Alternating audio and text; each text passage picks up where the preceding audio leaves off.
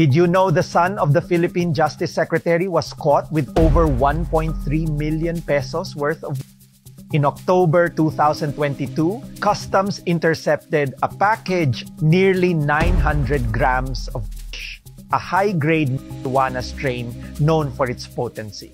The package was addressed to Juanito Jose Remula III, the son of DOJ Secretary Boying Remula. He was arrested during a controlled delivery operation and detained, but just 3 months later he walked free, acquitted by the Las Piñas court.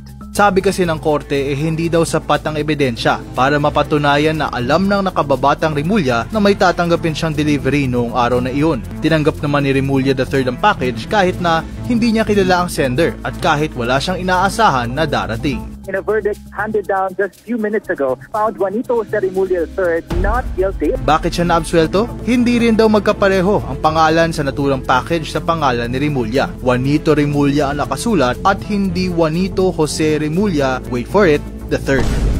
Secretary Remula said he didn't interfere. But most Filipinos rot in jail for far less and wait years for trial. Was it fairness or privilege? You decide.